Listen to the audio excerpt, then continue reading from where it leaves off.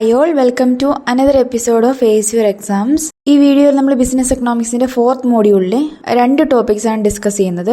That is government intervention in market, അതുപോലെ തന്നെ LPG liberalisation, privatisation and globalisation.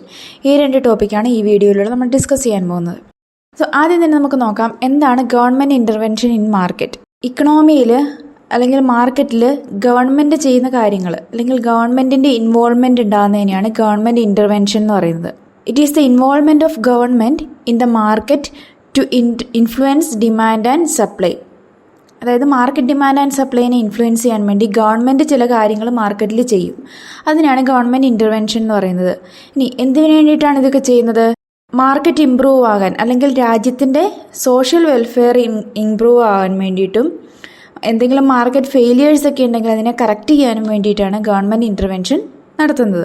So നമുക്ക് reasons detailed ആയിട്ട് discuss ചെയ്യാം. What are the reasons for government intervention?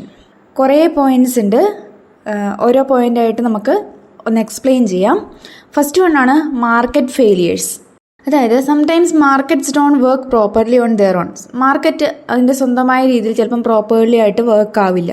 അതിന് കാരണങ്ങൾ എപ്പോഴാന്ന് വെച്ചാൽ പ്രൈവറ്റ് പാർട്ടികളായിരിക്കും കൂടുതലായിട്ടും ബിസിനസ് നടത്തുന്നുണ്ടാവുക. അപ്പോൾ അവരുടെ പ്രോഫിറ്റിന് വേണ്ടിയിട്ടായിരിക്കും വർക്ക് ചെയ്യുന്നുണ്ടാവുക.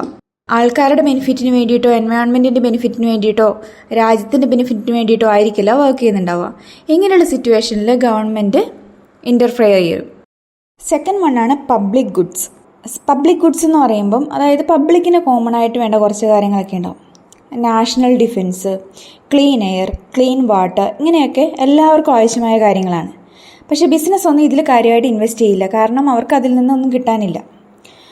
ഇങ്ങനെയുള്ള കേസസിലൊക്കെ ഗവൺമെൻറ് ഇൻ്റർഫെയർ ചെയ്യും. The government provide these goods or services to ensure that every one has access to them. എല്ലാവർക്കും ഒരുപോലെ ഇങ്ങനെയുള്ള ക്ലീൻ എയർ, ക്ലീൻ വാട്ടർ, അതുപോലെ തന്നെ സെക്യൂരിറ്റി, ഇതൊക്കെ കിട്ടാൻ വേണ്ടിയിട്ട് ഗവൺമെൻറ് പബ്ലിക്കിലേക്ക് അല്ലെങ്കിൽ മാർക്കറ്റിലേക്ക് ഇറങ്ങും. നെക്സ്റ്റ് വൺ ആണ് സോഷ്യോ ഇക്കണോമിക് ഗോൾസ്. അതായത് സൊസൈറ്റിയുടെ സോഷ്യൽ അപ്ലിഫ്റ്റ്മെൻറ്റിന് വേണ്ടിയിട്ട്, അതായത് സൊസൈറ്റിക്ക് ഒരു ഇമ്പ്രൂവ്മെൻറ്റ് ഉണ്ടാകാൻ വേണ്ടിയിട്ട് ഏതൊക്കെ ബിസിനസ്സുകൾ എന്തൊക്കെയാണ് ചെയ്യേണ്ടത്, എവിടെയാണ് അവർ എസ്റ്റാബ്ലിഷ് ചെയ്യേണ്ടത്, അതെങ്ങനെയാണ് വർക്ക് ചെയ്യേണ്ടത്, what to produce, how to produce, ഇങ്ങനെയുള്ള കാര്യങ്ങളൊക്കെ തീരുമാനിക്കാൻ വേണ്ടിയിട്ട് ഗവൺമെൻറ് ഇൻ്റർഫിയറൻസ് ഉണ്ടാവും. നെക്സ്റ്റ് വൺ ആണ് സോഷ്യൽ വെൽഫെയർ. സോഷ്യൽ വെൽഫെയർ എന്ന് പറയുമ്പോൾ law and order, road, electricity, ഇങ്ങനെയുള്ള കാര്യങ്ങൾ എല്ലാവർക്കും അവൈലബിൾ ആകുന്ന രീതിയിൽ. ഇതൊന്നും പ്രൈവറ്റ് എൻ്റർപ്രൈസസ് പ്രൊവൈഡ് ചെയ്യണമെന്നില്ല. So only government can ensure social welfare. Next one ആണ് ഇൻഫ്രാസ്ട്രക്ചർ ഫെസിലിറ്റീസ്. ഒരു സൊസൈറ്റിയിലെ എല്ലാവർക്കും വേണ്ടിയുള്ള കോമൺ ആയിട്ടുള്ള infrastructure facilities like power, fuel, transportation, irrigation, railway, ഇങ്ങനെയുള്ള കാര്യങ്ങളൊക്കെ എപ്പോഴും ഗവൺമെൻറ്റിൻ്റെ അണ്ടറിലായിരിക്കും വരിക. ഓക്കെ, ഈക്വലായിട്ട് എല്ലാവർക്കും ഒരുപോലെ ഒരു ബെനിഫിറ്റ് ആവുന്ന രീതിയിൽ വരുന്ന ഈ ഇൻഫ്രാസ്ട്രക്ചർ ഫെസിലിറ്റീസ് ഒക്കെ പ്രൊവൈഡ് ചെയ്യുന്നത് ഗവൺമെൻറ് ആയിരിക്കും. നെക്സ്റ്റ് വൺ ആണ് ഡെവലപ്മെൻറ്റ് ഓഫ് ബാക്ക്വേർഡ് ഏരിയാസ്. ഒരു രാജ്യത്തിന് അർബൺ ഏരിയാസും ഉണ്ടാവും, റൂറൽ ഏരിയാസും ഉണ്ടാവും, അല്ലേ? അപ്പോൾ ബാക്ക്വേർഡ് ഏരിയാസിലോട്ട് അധികം ബിസിനസ്സുകാർ, പ്രൈവറ്റ് എൻ്റർപ്രൈസസ് അവിടെ ഫോക്കസ് ചെയ്യില്ല. അവരെല്ലാം അർബൺ ഏരിയയിലായിരിക്കും ഫോക്കസ് ചെയ്യുന്നുണ്ടാവുക. പക്ഷേ ഒരു രാജ്യത്തിൻ്റെ ഡെവലപ്മെൻറ്റ് ഉണ്ടാവുക എന്ന് പറയുന്നത് എപ്പോഴും ഒരേപോലെ എല്ലായിടത്തും ഡെവലപ്മെൻറ്റ് ഉണ്ടാകുമ്പോഴാണ്. അപ്പോൾ ഗവൺമെൻറ് കൂടുതലായിട്ടും ഈ ബാക്ക്വേർഡ് ഏരിയയുടെ ഡെവലപ്മെൻറ്റിന് വേണ്ടിയിട്ടാണ് ഇനീഷ്യേറ്റീവ് എടുക്കുക. അവിടെ കൂടുതലായിട്ട് ഇൻഡസ്ട്രിയലൈസേഷൻ കൊണ്ടുവരിക, അവിടെയുള്ളവർക്ക് എഡ്യൂക്കേഷൻ പ്രൊവൈഡ് ചെയ്യുക, ഇങ്ങനെയുള്ള കാര്യങ്ങളിലേക്ക് ഗവൺമെൻറ് എത്തും. നെക്സ്റ്റ് വൺ ആണ് ഇക്കണോമിക് സ്റ്റെബിലിറ്റി. ഇക്കണോമിയിൽ ക്രൈസിസ് ഉണ്ടാകുമ്പോൾ, ഇൻഫ്ലേഷൻ, ഡിഫ്ലേഷൻ, ഇങ്ങനെയുള്ള സിറ്റുവേഷൻസ് ഒക്കെ ഉണ്ടാകുമ്പോൾ ഗവൺമെൻറ്റിൻ്റെ ആക്ഷൻസ് ആയിരിക്കും അതിനെ ഇക്കണോമിക് സ്റ്റെബിലിറ്റിയിലേക്ക് എത്തിക്കുക.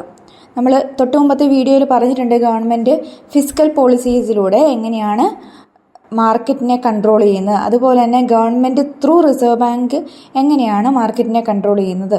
സോ ഇക്കണോമിക് സ്റ്റെബിലിറ്റി എൻഷുർ ചെയ്യാനും ഗവൺമെൻറ്റിൻ്റെ ഇൻ്റർഫിയറൻസസ് അത്യാവശ്യമാണ്. നെക്സ്റ്റ് വൺ ആണ് പ്രൊട്ടക്റ്റിംഗ് എൻവയോൺമെൻറ്റ്. എൻവയോൺമെൻറ്റ് പ്രൊട്ടക്റ്റ് ചെയ്യുക എന്നുള്ളത് ഒരു ബേസിക് ആയിട്ടുള്ള കാര്യമാണ്, അല്ലെങ്കിൽ എല്ലാവർക്കും long term health of the പ്ലാനറ്റിന് വേണ്ടിയിട്ട് ആവശ്യമാണ്. എന്നാൽ പ്രൈവറ്റ് ഇൻസ്റ്റിറ്റ്യൂഷൻസ് അല്ലെങ്കിൽ പ്രൈവറ്റ് എൻ്റർപ്രൈസസ് ഇതിനൊന്നും ഒരു ഇനീഷ്യേറ്റീവ് എടുക്കുന്നുണ്ടാവില്ല. എന്നാൽ ഗവൺമെൻറ് അതിന് പകരമായി കുറേ റൂൾസ് ആൻഡ് റെഗുലേഷൻസ് എടുക്കും. പൊല്യൂഷൻ കൺട്രോൾ ആക്ട്, ഇങ്ങനെയുള്ള പല പല നിയമങ്ങളിലൂടെ ഇത് എൻഷുർ ചെയ്യാൻ വേണ്ടിയിട്ട് ശ്രമിച്ചുകൊണ്ടേയിരിക്കും. നെക്സ്റ്റ് വൺ ആണ് public services. That is, public services like medical, health, education, these have to be provided by government in a subsidized rates. അല്ലേ, ചെറിയ റേറ്റിൽ പബ്ലിക് ഹെൽത്തിന് വേണ്ടിയിട്ട്, എഡ്യൂക്കേഷന് വേണ്ടിയിട്ടൊക്കെ ഗവൺമെൻറ് ഇൻവെസ്റ്റ്മെൻറ്റ് നടത്തും. എന്നാൽ ഇതൊരു പ്രൈവറ്റ് ഇൻസ്റ്റിറ്റ്യൂഷൻ മാത്രമാണ് ചെയ്യുന്നതെങ്കിൽ അതിന് ഹ്യൂജ് എമൗണ്ട് ആയിരിക്കും വരിക. എല്ലാവർക്കും അത് അഫോർഡബിൾ ആവണമെന്നില്ല. ആ സിറ്റുവേഷനിലാണ് ഗവൺമെൻറ്റിൻ്റെ പ്രസക്തി ഉണ്ടാകുന്നത്. സോ ഇങ്ങനെയുള്ള റീസൺസ് ഒക്കെ ഉള്ളത് കൊണ്ടാണ് ഗവൺമെൻറ്റിന് മാർക്കറ്റ് ഇൻ്റർഫറൻസസിൽ അത്ര റോളുള്ളത്, അല്ലെങ്കിൽ ഏതൊക്കെ ഏരിയയിലാണ് ഗവൺമെൻറ് മാർക്കറ്റിലേക്ക് ഇറങ്ങി വരേണ്ടതെന്നാണ് ഈ പോയിൻറ്റ്സിലൂടെ പറഞ്ഞിട്ടുള്ളത്. നെക്സ്റ്റ് വണ്ണാണ് റോൾ ഓഫ് ഗവൺമെൻറ്. അതായത് ഒരു ഇക്കണോമിയിൽ ഗവൺമെൻറ്റിൻ്റെ റോൾ എന്തൊക്കെയാണെന്ന് 4 രീതിയിൽ ഇതിനെ ക്ലാസിഫൈ ചെയ്യുന്നുണ്ട്. ഗവൺമെൻറ്റിന് കുറേ റോളുണ്ട്. അതിൽ എല്ലാ റോളുകളെയും കൂടി ഒന്ന് ക്ലാസിഫൈ ചെയ്യുമ്പം 4 രീതിയിലാണ് ഇതിനെ ക്ലാസിഫൈ ചെയ്തിട്ടുള്ളത്. അതിൽ ഫസ്റ്റ് വണ്ണാണ് regulatory role, second one promotional role, third one entrepreneurial role and last one planning role. ഇങ്ങനെ 4 രീതിയിൽ ഗവൺമെൻറ്റിൻ്റെ മാർക്കറ്റിലുള്ള റോൾസിനെ ക്ലാസിഫൈ ചെയ്തിട്ടുണ്ട്. ഇനി എന്താണ് റെഗുലേറ്ററി റോൾ എന്ന് നോക്കാം.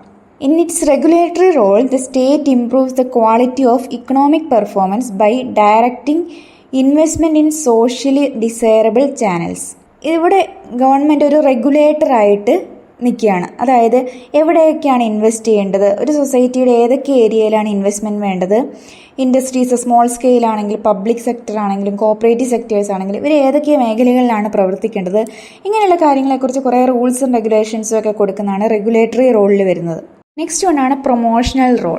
In its promotional role the government assist the development of various sectors like industrial, agricultural, service sector etcetera. അതായത് ഒരു പ്രൊമോഷണൽ റോൾ എന്നുള്ള രീതിയിൽ ഗവൺമെൻറ് എല്ലാ സെക്ടേഴ്സിനെയും അസിസ്റ്റ് ചെയ്യുകയാണ്, അല്ലെങ്കിൽ അവരുടെ ഇമ്പ്രൂവ്മെൻറ്റിന് വേണ്ടി ഹെൽപ്പ് ചെയ്യുകയാണ്. ലൈക്ക് ഇൻഫ്രാസ്ട്രക്ചർ ഫെസിലിറ്റീസ് പ്രൊവൈഡ് ചെയ്യുന്നു, പവർ, ട്രാൻസ്പോർട്ടേഷൻ, ടെലികമ്മ്യൂണിക്കേഷൻ ഫെസിലിറ്റീസൊക്കെ ഗവൺമെൻറ് പ്രൊവൈഡ് ചെയ്യുന്നു. Then provides various monetary and physical incentives to promote banking and commercial activities. Banking commercial ആക്ടിവിറ്റീസിന് വേണ്ടിയിട്ട് ഇൻസെൻറ്റീവ്സ് പ്രൊവൈഡ് ചെയ്യുക. അതുപോലെ തന്നെ റിസ്ക് ഒക്കെ കവർ ചെയ്യാൻ വേണ്ടിയിട്ട് ഇൻസെൻറ്റീവ്സ് പ്രൊവൈഡ് ചെയ്യുക, സബ്സിഡീസ് പ്രൊവൈഡ് ചെയ്യുക, ക്രെഡിറ്റ് ഫെസിലിറ്റീസ് പ്രൊവൈഡ് ചെയ്യുക. ഇങ്ങനെ ഇൻഡസ്ട്രീസിനെയും അല്ലെങ്കിൽ ഓരോ സെക്ടേഴ്സിനെയും ഇംപ്രൂവ് ചെയ്യാൻ വേണ്ടി, അല്ലെങ്കിൽ അവരുടെ വളർച്ചയ്ക്ക് വേണ്ടിയിട്ട് ഗവൺമെൻറ് പല രീതിയിൽ ഹെൽപ്പ് ചെയ്യുന്നുണ്ട്. സോ ഇതാണ് ഗവൺമെൻറ്റിൻ്റെ പ്രൊമോഷണൽ റോൾ എന്ന് പറയുന്നത്. നെക്സ്റ്റ് വണ്ണാണ് entrepreneurial role. In its entrepreneurial role the state sets up industrial enterprises that provide solid foundation to the economy. ഒരു എൻ്റർപ്രണറിയൽ റോൾ എന്ന നിലയ്ക്ക് ഗവൺമെൻറ് ഇൻഡസ്ട്രിയൽ എൻ്റർപ്രൈസസ് സെറ്റപ്പ് ചെയ്യുന്നു. എന്തിനാണ്? ഗവൺമെൻറ് എക്കണോമിയുടെ ഫൗണ്ടേഷന് വേണ്ടി, അല്ലെങ്കിൽ ഇക്കണോമിയുടെ ഗ്രോത്തിന് വേണ്ടിയിട്ട്.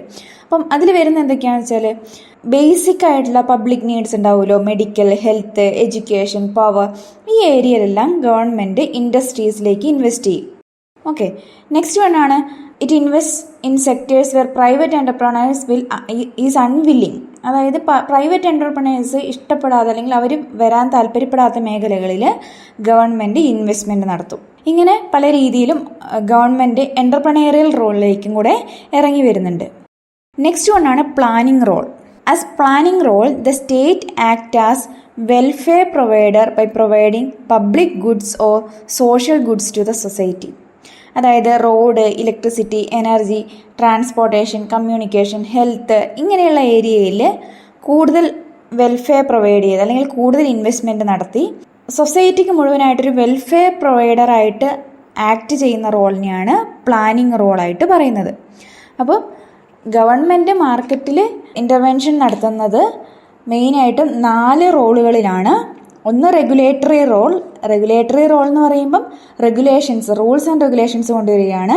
ബാക്കിയുള്ള ഓൾറെഡി ഉള്ള പ്രൈവറ്റ് എൻ്റർപ്രൈസസ് എങ്ങനെ വർക്ക് ചെയ്യണം, എവിടെയൊക്കെയാണ് അവർ ഇൻവെസ്റ്റ്മെൻറ്റ് നടത്തേണ്ടത്, ഏതൊക്കെ ടൈപ്പ് ഓഫ് ബിസിനസ്സുകളാണ് സ്റ്റാർട്ട് ചെയ്യേണ്ടത്, അങ്ങനെയുള്ള രീതിയിൽ പല രീതിയിലുള്ള റൂൾസ് ആൻഡ് റെഗുലേഷൻസ് കൊണ്ടുവരുന്നതാണ് ഒന്നാമത്തെ റൂള്. പ്രൊമോഷണൽ റൂളാണ് രണ്ടാമത്തെ റൂള്. പ്രൊമോഷണൽ റൂൾ എന്ന് പറയുമ്പോൾ പ്രൈവറ്റ് എൻ്റർപ്രൈസസിനെ ബൂസ്റ്റ് ചെയ്യാൻ, അല്ലെങ്കിൽ അവരെ ഹെൽപ്പ് ചെയ്യാൻ വേണ്ടിയിട്ട് ഗവൺമെൻറ് പലതരത്തിൽ അസിസ്റ്റുകൾ പ്രൊവൈഡ് ചെയ്യുന്നു. എന്താ വെച്ചാൽ ഇൻസെൻറ്റീവ്സ്, സബ്സിഡീസ്, മോണിറ്ററി ബെനിഫിറ്റ്സ്, അതുപോലെ തന്നെ ട്രാൻസ്പോർട്ടേഷൻ, ടെലികമ്മ്യൂണിക്കേഷൻ, ഇങ്ങനെയുള്ള അഡീഷണൽ സപ്പോർട്ട് ഗവൺമെൻറ് കൊടുക്കുന്നത്. അതാണ് പ്രൊമോഷണൽ റോളിൽ വരുന്നത്. ദെൻ എൻ്റർപ്രണേറിയൽ റോൾ എന്ന് പറഞ്ഞാൽ കൂടുതൽ എൻ്റർപ്രൈസസ് സ്ഥാപിക്കാൻ വേണ്ടിയിട്ട് ഹെൽപ്പ് ചെയ്യുകയും ഗവൺമെൻറ്റിൻ്റെ എൻ്റർപ്രൈസസുകൾ പല മേഖലകളിലും, അതായത് ഇപ്പം പ്രൈവറ്റ് സെക്ടേഴ്സ് കയറി വരാത്ത മേഖലകളിലും റൂറൽ ഏരിയസിനെ ഇമ്പ്രൂവ് ചെയ്യാൻ വേണ്ടിയിട്ട് അവിടെ MSMEs, micro small and medium enterprises, ഇങ്ങനെയുള്ള രീതിയിൽ ഗവൺമെൻറ് എൻ്റർപ്രണേറിയൽ റോളിലേക്കും വരുന്നുണ്ട്. ദെൻ പ്ലാനിംഗ് റോൾ എന്ന് പറയുമ്പോൾ ഒരു വെൽഫെയർ പ്രൊവൈഡറായിട്ട് കോമൺ ആയിട്ട് പബ്ലിക്കിന് വേണ്ട കാര്യങ്ങൾ പ്രൊവൈഡ് ചെയ്യുന്ന ഒരു റോളിലേക്കും കൂടെ ഗവൺമെൻറ് വരുന്നുണ്ട്. ഇതാണ് ഗവൺമെൻറ്റിൻ്റെ റോളിനെ 4ആയിട്ട് ക്ലാസിഫൈ ചെയ്തിട്ടുള്ളത്. ഇനി നമ്മൾ നോക്കാൻ പോകുന്ന ഒരു ഏരിയയാണ് ലിബറലൈസേഷൻ, പ്രൈവറ്റൈസേഷൻ ആൻഡ് ഗ്ലോബലൈസേഷൻ. നിങ്ങൾ എക്സാം പോയിന്റ് ഓഫ് വ്യൂ ഒരിക്കലും വിട്ട് കളയാൻ പാടില്ലാത്തൊരു ഏരിയയാണ് ഈ ഏരിയ. LPG എന്ന് പറയും, ലിബറലൈസേഷൻ, പ്രൈവറ്റൈസേഷൻ ആൻഡ് ഗ്ലോബലൈസേഷൻ. ഇത് ഓരോന്നും എന്താണ്, അതിൻ്റെ ഒബ്ജക്റ്റീവ്സ് എന്തൊക്കെയായിരുന്നു, അതുപോലെ തന്നെ LPGക്ക് മുന്നേയും LPGക്ക് ശേഷവും ഇന്ത്യൻ ഇക്കണോമിയിൽ വന്ന മാറ്റങ്ങൾ എന്നൊക്കെയാണ് നമ്മൾ ഇനി ഡിസ്കസ് ചെയ്യാൻ വേണ്ടി പോകുന്നത്. സോ ആദ്യം എന്താണ് ലിബറലൈസേഷൻ നോക്കാം. ഈ ലിബറലൈസേഷൻ, പ്രൈവറ്റൈസേഷൻ ആൻഡ് ഗ്ലോബലൈസേഷൻ നിലവിൽ വന്ന് 1991 1991 ശേഷമാണ് LPG ഇന്ത്യൻ എക്കണോമിയിൽ നിലവിൽ വന്നത്. സോ ആദ്യം നമുക്ക് എന്താണ് ലിബറലൈസേഷൻ നോക്കാം. It refers to the process of making the economy less control by the government. Indian ഇക്കണോമിയിലെ ഗവൺമെൻറ്റിൻ്റെ കൺട്രോള് കുറയ്ക്കുക എന്നുള്ളതാണ് ലിബറലൈസേഷൻ കൊണ്ട് ഉദ്ദേശിച്ചത്. അതായത് 1991 മുമ്പ് ഇന്ത്യയിലെ ഗവൺമെൻറ്റിൻ്റെ കുറേ റൂൾസ് ആൻഡ് റെഗുലേഷൻസ് ഉണ്ടായിരുന്നു. ഒരു ബിസിനസ് എങ്ങനെ വർക്ക് ചെയ്യണം, ബിസിനസ് ആരുമായിട്ട് കോമ്പീറ്റ് ചെയ്യണം, അല്ലെങ്കിൽ എന്തൊക്കെ ഇന്നോവേഷൻസ് ആണ് അവർ നടത്തേണ്ടത്, ദെൻ ഇമ്പോർട്ട്, എക്സ്പോർട്ട്, ഈ കാര്യങ്ങളിലെല്ലാം ഭയങ്കര റിസ്ട്രിക്ഷൻസ് ഉണ്ടായിരുന്നു. കുറേ റൂൾസ് ആൻഡ് റെഗുലേഷൻസ് ഒക്കെ ഉണ്ടായിരുന്നു. എന്നാൽ 1991 Indian government decided to reduce these controls, then allow businesses to operate more freely. ബിസിനസ്സുകൾക്ക് കുറേ കൂടെ ഫ്രീഡം കൊടുത്തു, അവർക്ക് കുറേ കൂടെ ഡിസിഷൻസ് എടുക്കാനും ഗവൺമെൻറ്റിൻ്റെ അവരുടെ മുകളിലുള്ള കൺട്രോൾ കുറച്ചു. Such a policy is called liberalisation.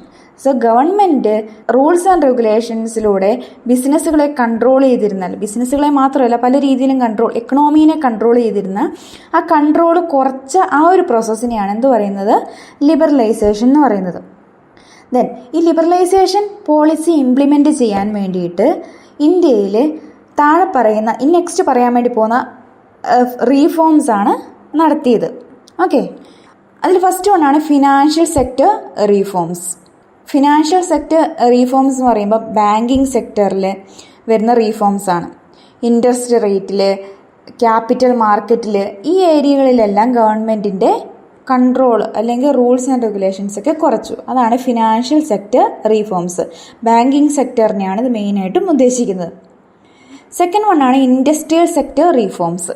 These included reduction of industrial licensing requirements, simplification of regulations and encouragement of private sector participation. അതായത് ഇൻഡസ്ട്രിയൽ ഏരിയയിൽ ഗവൺമെൻറ്റിലുണ്ടായിരുന്ന കുറേ റൂൾസ്, ലൈസൻസിങ്ങിന് വേണ്ടിയിട്ട് അല്ലെങ്കിൽ അവരുടെ റൂൾസ് ആൻഡ് റെഗുലേഷൻസ്, അല്ലെങ്കിൽ പ്രൈവറ്റ് സെക്ടറിന് കൂടുതൽ ഇൻഡസ്ട്രീസിലേക്ക് കടന്നു വരാനുള്ള അവകാശം കൊടുത്തു. ഇങ്ങനെയുള്ള കാര്യങ്ങളൊക്കെ ചെയ്താണ് ഇൻഡസ്ട്രിയൽ സെക്ടർ റീഫോംസ് എന്ന് പറയുന്നത്. നെക്സ്റ്റ് വണ്ണാണ് എക്സ്റ്റേണൽ സെക്ടർ റീഫോംസ്. ഇത് ട്രേഡ് പോളിസികളിൽ, അതുപോലെ തന്നെ ഇമ്പോർട്ട് എക്സ്പോർട്ട് താരിഫുകൾ ഒക്കെ കുറച്ചുകൊണ്ട് കുറേ മാറ്റങ്ങൾ കൊണ്ടുവന്നു. ഇതിനെയാണ് എക്സ്റ്റേണൽ സെക്ടർ റീഫോംസ് എന്ന് പറയുന്നത്. ദാറ്റ് ഈസ് ഫോറിൻ എക്സ്ചേഞ്ചിന് കുറച്ചുകൂടെ ഫോറിൻ എക്സ്ചേഞ്ച് നടത്താൻ വേണ്ടി അല്ലെങ്കിൽ ഫോറിൻ ട്രാൻസാക്ഷൻസ് നടത്താൻ വേണ്ടിയിട്ട് ഉള്ള റൂൾസ് ഒക്കെ കുറച്ചു. നെക്സ്റ്റ് വണ്ണാണ് foreign exchange reforms. These included introduction of market determined exchange rate, easing restrictions of capital movement and simplification of foreign exchange regulations. Foreign exchange regulations ഒക്കെ സിംപ്ലിഫൈ ചെയ്തു. Then market determined exchange rate, അല്ലെങ്കിൽ government തീരുമാനിക്കുന്ന ഒരു exchange rate ആയിരുന്നു. പക്ഷേ അതിനുശേഷം എന്ത് ചെയ്തു, മാർക്കറ്റ് ഡിറ്റർമൈൻ ചെയ്യുന്ന ഒരു എക്സ്ചേഞ്ച് റേറ്റ് ഫിക്സ് ചെയ്യാൻ തീരുമാനിച്ചു. ഇങ്ങനെയുള്ള റീഫോംസ് ഒക്കെ നടത്തിയതാണ് ഫോറിൻ എക്സ്ചേഞ്ച് റീഫോംസിൽ. നെക്സ്റ്റ് വൺ ആണ് trade and investment policy reforms. That is രാജ്യത്തിൻ്റെ കീ സെക്ടേഴ്സ്, ഇമ്പോർട്ടൻറ്റ് സെക്ടേഴ്സിലേക്ക് ഫോറിൻ ഇൻവെസ്റ്റ്മെൻറ്റിന് വേണ്ടിയിട്ട് തുറന്നു കൊടുക്കുക, അതുപോലെ തന്നെ എക്സ്പോർട്ട് ഓറിയൻറ്റഡ് ഇൻഡസ്ട്രീസിനെ കൂടുതലായിട്ട് പ്രൊമോട്ട് ചെയ്യുക, ഇങ്ങനെയുള്ളതൊക്കെ ആയിരുന്നു ഈ റീഫോമിൽ ഉൾപ്പെടുന്നത്. സോ ഇങ്ങനെയുള്ള കുറേ റീഫോംസിലൂടെയാണ് ലിബറലൈസേഷൻ എന്ന പ്രോസസ്സ് ഇന്ത്യയിൽ ഇംപ്ലിമെൻറ്റ് ചെയ്ത വർഷം 1991. Next one, what are the objectives of liberalisation policy എന്ന് നോക്കാം. First one, to increase competition amongst domestic industries. Domestic industries തമ്മിലുള്ള കോമ്പറ്റീഷൻ ഇൻക്രീസ് ചെയ്യുക എന്നുള്ളതായിരുന്നു ഒന്നാമത്തെ objective. Second one, to encourage foreign trade with other countries with regulated imports and exports. മറ്റ് രാജ്യങ്ങളുമായിട്ട് foreign trade നടത്താനായിട്ട് encourage ചെയ്യുക, നമ്മുടെ ഡൊമസ്റ്റിക് ഇൻഡസ്ട്രീസിനെ ഫോറിൻ ട്രേഡിലേക്ക് എൻകറേജ് ചെയ്യുക എന്നുള്ളതാണ് another objective. Then enhancement of foreign capital and technology, foreign capital അതുപോലെ തന്നെ ഫോറിൻ ടെക്നോളജിയുടെ കൂടുതലായ ഉപയോഗം. To expand global market frontiers of the country, means ഒരു ഡെവലപ്പിംഗ് സ്റ്റേജിലുള്ള ഇന്ത്യൻ മാർക്കറ്റിനെ ഒരു ഗ്ലോബൽ മാർക്കറ്റായിട്ട് എക്സ്പാൻഡ് ചെയ്യുക. Next, to diminish the debt burden of the country, കൺട്രിയുടെ കടങ്ങൾ കുറയ്ക്കുക. ഇങ്ങനെയുള്ള ഒബ്ജക്റ്റീവ്സ് ആയിരുന്നു ലിബറലൈസേഷൻ ഉണ്ടായിരുന്നത്. നെക്സ്റ്റ് വൺ ആണ് പ്രൈവറ്റൈസേഷൻ. പ്രൈവറ്റൈസേഷൻ എന്ന് പറഞ്ഞാൽ it is the process of involving private sector in the ownership or operation of state owned enterprises. അതായത് ഗവൺമെൻറ്റിൻ്റെ പേരിലുണ്ടായിരുന്ന അല്ലെങ്കിൽ ഗവൺമെൻറ്റിൻ്റെ കൺട്രോളിലുണ്ടായിരുന്ന എൻ്റർപ്രൈസുകളെല്ലാം പ്രൈവറ്റ് സെക്ടറുകൾക്ക് കൈമാറുന്ന പ്രോസസ്സിനെയാണ് പ്രൈവറ്റൈസേഷൻ എന്ന് പറയുന്നത്. ഓക്കെ, 1991 മുമ്പ് ഇന്ത്യയിലെ മോസ്റ്റ് ഓഫ് ദ കമ്പനീസ്, എല്ലാ വലിയ കമ്പനികളും ഗവൺമെൻറ്റിൻ്റെ ഓണർഷിപ്പിലായിരുന്നു ഉണ്ടായിരുന്നത്. എന്നാൽ പ്രൈവറ്റൈസേഷനിലൂടെ ഇതിൽ ഭൂരിഭാഗവും പ്രൈവറ്റ് കമ്പനികൾക്ക് കൊടുത്തു. സോ ഈ ഒരു പ്രോസസ്സിനെയാണ് പ്രൈവറ്റൈസേഷൻ എന്ന് പറയുന്നത്. സോ എങ്ങനെയാണ് പ്രൈവറ്റൈസേഷൻ നടത്തിയതെന്ന് നോക്കാം. അതിൽ ഒന്നാമതായിട്ട് ചെയ്തതാണ് സെല്ലിംഗ് ഗവൺമെൻറ് കമ്പനീസ്. ഗവൺമെൻറ് കമ്പനികളെ വിറ്റു. The government began selling some of its businesses to private companies. എല്ലാം കൊടുത്തില്ല, ഇമ്പോർട്ടൻ്റ് ആയിട്ട് അല്ലെങ്കിൽ കീ സെക്ടേഴ്സ് ഗവൺമെൻറ്റിൻ്റെ കയ്യിൽ തന്നെ വെച്ചു. എന്നാൽ പ്രൈവറ്റ് സെക്ടേഴ്സിനെ കൊടുക്കാൻ ഭാഗമായിട്ടുള്ള എൻ്റർപ്രൈസസുകളൊക്കെ പ്രൈവറ്റ് സെക്ടേഴ്സിന് വിറ്റു. ഇതാണ് ഒന്നാമതായിട്ട് ചെയ്തത്. Then encouraging competition. By selling these businesses ഗവൺമെൻറ്റിൻ്റെ ഉദ്ദേശം എന്താണ്? കോമ്പറ്റീഷൻ കൂട്ടുക. ഗവൺമെൻറ്റിൻ്റെ കയ്യിൽ മാത്രം ആ സെക്ടർ എന്നാൽ ഗവൺമെൻറ് മാത്രമേ ഉണ്ടാവുള്ളൂ, ആരും അതിന് കോമ്പീറ്റ് ചെയ്യാനൊന്നുമില്ല. പ്രൈവറ്റ് സെക്ടേഴ്സിനും കൂടെ അതിൽ ഇൻവോൾവ്മെൻറ്റ് കൊടുത്താൽ കൂടുതൽ സെക്ടേഴ്സ് ആ ഏരിയയിലേക്ക് വരും, കോമ്പറ്റീഷൻ കൂടും. ദെൻ ബെറ്റർ മാനേജ്മെൻറ്റ് എന്നൊരു ഉദ്ദേശം കൂടി ഇതിലുണ്ട്. Private companies are often more focused on making profits and improving their businesses. അല്ലേ, പ്രൈവറ്റ് സെക്ടേഴ്സ് അവർ കൂടുതലായിട്ടും പ്രോഫിറ്റ് മോട്ടീവായിരിക്കും, അവർ ഇവരുടെ ബിസിനസ് ഇംപ്രൂവ് ചെയ്യണമെന്ന് ആഗ്രഹമുള്ളവരായിരിക്കും. സോ പ്രൈവറ്റ് സെക്ടറിലേക്ക് ബിസിനസ്സിൻ്റെ കൺട്രോൾ കൊടുക്കുമ്പോൾ അത് ബെറ്റർ മാനേജ്ഡ് ആയിരിക്കും. കൂടുതൽ നല്ല മാനേജ്മെൻറ്റിനെ വെച്ച് ഒരു സക്സസ്ഫുൾ എൻ്റർപ്രൈസ് ആയിട്ട് അതിനെ മാറ്റാൻ വേണ്ടി സാധിക്കും. സോ ഇതൊക്കെയാണ് പ്രൈവറ്റൈസേഷൻ കൊണ്ട് ഉദ്ദേശിച്ചത്. സോ അതിൻ്റെ ഒബ്ജക്റ്റീവ്സ് നോക്കാം. To improve the financial situation of the ഗവൺമെൻറ്റിൻ്റെ ഫിനാൻഷ്യൽ സിറ്റുവേഷൻ ഇംപ്രൂവ് ചെയ്യുക. To reduce the work load of public sector companies. Public sector കമ്പനീസിൻ്റെ വർക്ക് ലോഡ് കുറയ്ക്കുക. എല്ലാം ഗവൺമെൻറ് തന്നെ നോക്കുന്ന ആ ഒരു വർക്ക് ലോഡ് കുറയ്ക്കുക. റേസ് ഫണ്ട്സ് ഫ്രം ഡിസ്ഇൻവെസ്റ്റ്മെൻറ്റിലൂടെ ഗവൺമെൻറ്റിന് ഫണ്ട് റേസ് ചെയ്യുക. Then increase the efficiency of government organization. അതായത് എല്ലാം ഗവൺമെൻറ് കൺട്രോൾ ചെയ്യാതെ ഫ്യൂ ഓർഗനൈസേഷൻസ് മാത്രം ഗവൺമെൻറ് കൺട്രോൾ ചെയ്യുമ്പോൾ അത് ബെറ്റർ ആയിട്ട് അല്ലെങ്കിൽ എഫിഷ്യൻ്റ് ആയിട്ട് കൺട്രോൾ ചെയ്യാൻ വേണ്ടിയിട്ട് അവർക്ക് സാധിക്കും.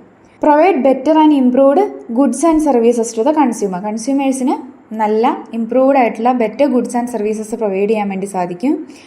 Then to create healthy competition in the society and to encourage FDI in India, foreign direct ഇൻവെസ്റ്റ്മെൻറ്റ്സിനെയൊക്കെ എൻകറേജ് ചെയ്യുക. ഇതൊക്കെയായിരുന്നു പ്രൈവറ്റൈസേഷൻ്റെ ഒബ്ജക്റ്റീവ്സ്. നെക്സ്റ്റ് വൺ ആണ് globalization. Globalization is the process of opening up the economy to the world, allowing countries to trade goods, services and investments with each other. അതായത് globalisation എന്ന് പറഞ്ഞാൽ എന്താ? ഇക്കണോമീനെ തുറന്നു കൊടുക്കുക, വേൾഡ് ഇക്കണോമിയിലേക്ക് തുറന്നു കൊടുക്കുക.